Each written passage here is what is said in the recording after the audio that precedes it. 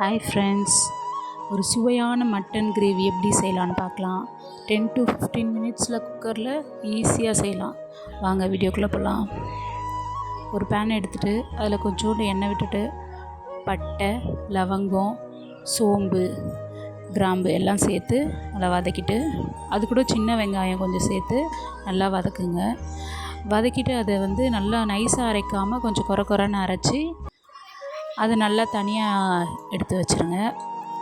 Mutton கிரேவிக்கு இது மாதிரி அரைச்சி சேர்க்கும் போது நல்ல வாசனையாக நல்லாயிருக்கும். அப்புறம் தயிர் கொஞ்சம், அரைச்ச பேஸ்ட்டு, அப்புறம் வெங்காயம், தக்காளி, மட்டன் எல்லாத்தையும் ரெடியாக எடுத்து வச்சுட்டு ஒரு குக்கரில் எண்ணெய் விட்டு அதில் பட்டை, லவங்கம், கிராம்பெல்லாம் சேர்த்து நம்ம அரைச்சி வச்சுருக்க அந்த பேஸ்ட்டையும் அதிலே சேர்த்து நல்லா மிக்ஸ் பண்ணிக்கோங்க. நல்லா மிக்ஸ் ஆனதும் அது கூட நல்லா அரிஞ்சு வச்ச அந்த பெரிய வெங்காயத்தையும் சேர்த்து அது கூடயே சேர்த்து நல்லா வதக்கணும்.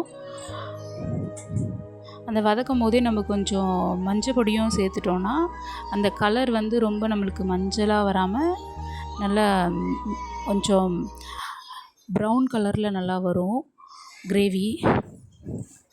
நீங்கள் லாஸ்ட்டாக மஞ்சள் சேர்த்திங்கன்னா அது கலர் பார்த்திங்கன்னா ஒரு எல்லோ கலரில் வந்துடும் அந்த கிரேவி.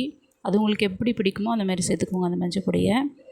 நெக்ஸ்ட்டு இஞ்சி பூண்டு பேஸ்ட்டு சேர்த்து தயிரும் கூட ஒரு 3 ஸ்பூன் சேர்த்து நல்லா வதக்குங்க. தயிர் எதுக்கு நம்ம ஆட் பண்ணுறோன்னா மட்டன் கொஞ்சம் சாஃப்டாக நல்லா வர்றதுக்காக தான்.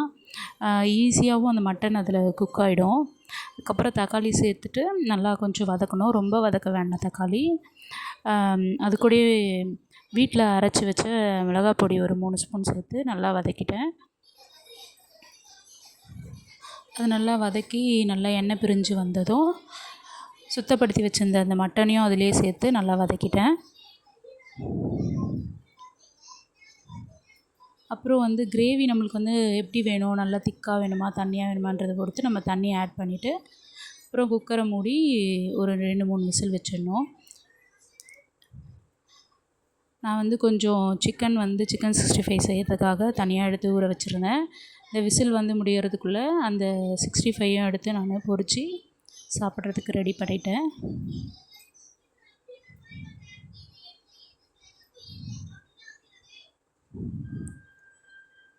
ஃபைனலாக நம்ம மட்டன் கிரேவி ரெடி ஆகிடுச்சு. நல்லா சாஃப்டாக நல்லா வீடே மணக்கிற அளவுக்கு வாசனையாக நல்லா சூப்பராக ரெடி ஆகிடுச்சு. உங்களுக்கு இந்த வீடியோ பிடிச்சிருந்தா லைக் பண்ணுங்கள், ஷேர் பண்ணுங்கள், கமெண்ட் பண்ணுங்கள். தேங்க்யூ.